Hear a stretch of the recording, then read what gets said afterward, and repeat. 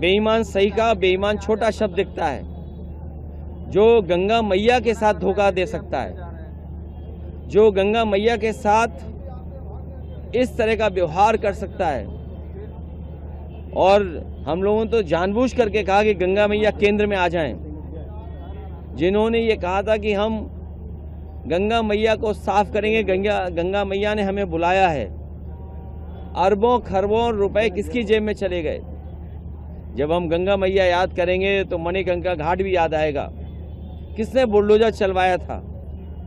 माँ गंगा को याद करते हुए वो भी याद आएगा कि हमारी देवी, और जिन्होंने उस वाराणसी मणिकंका घाट को संरक्षण किया, बनवाया, वहाँ पे भगवान शिव की भी मूर्ति थी, उसे भी तोड़ दिया।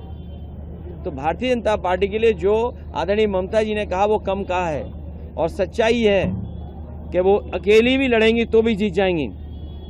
वो अकेली लड़कर के भी सबका मुकाबला कर रही हैं। ये जो अधिकारियों का ट्रांसफ़र हो रहा है बंगाल में, सुना है कि बड़े पैमाने पर अधिकारियों को हटाया गया है। डीजीपी, चीफ सेक्रेटरी या अन्य सेक्रेटरी या अन्य अधिकारी, पुलिस के और प्रशासनिक अधिकारी। लेकिन उत्तर प्रदेश में जब जब बीजेपी के समय पर चुनाव हुआ है, बीजेपी ने एक भी अधिकारी नहीं हटाया। और अधिकारियों ने चुनाव आयोग से मिलकर के बीजेपी के लोगों ने ऐसे अधिकारी सेट किए थे कि एक रिश्तेदारी आसपास बना रहे, रिश्तेदार के माध्यम से ही हम चुनाव जीत लें। तो एक तरफ जहां बंगाल में तमाम अधिकारियों को हटाया गया, वहीं उत्तर प्रदेश में हम लोगों ने देखा था कहीं किसी अधिकारी को नहीं हटाया गया। और रिश्तेदार कैसे रिश्तेदार को जिताएं, उस हिसाब से अधिकारी पोस्ट किए गए थे। सर, कैबिनेट विस्तार की चर्चा है, कहा जा रहा है कई बागी जो आपके पार्टी के हैं उनको भी कैबिनेट में जगह दी जाएगी। मेरे साथी, ध्यान मत हटाओ। ईद का त्यौहार है, खुशियां मनाओ, सिमई खाओ, गले मिलो, भाईचारा लाओ, प्रेम लाओ, मोहब्बत लाओ, आपस में दूरियां कम हो। और ये सब नाटक है भारतीय जनता पार्टी का। देखिए, भारतीय जनता पार्टी का नाटक आपने देखा।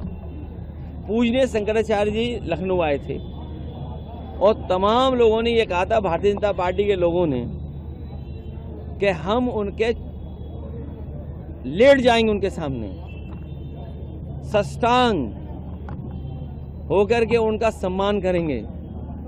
पूजनीय शंकराचार्य जी आए लखनऊ में, बताओ वो लोग कहाँ गायब हो गए, कहाँ अदृश्य हो गए, कहाँ इनविजिबल हो गए। और फिर बहुत सारे लोगों का मन था कि आपस में बैठ करके बाटी चोखा खा लें। इस राजधानी में दोबारा बाटी चोखा की दावत नहीं हो पाई।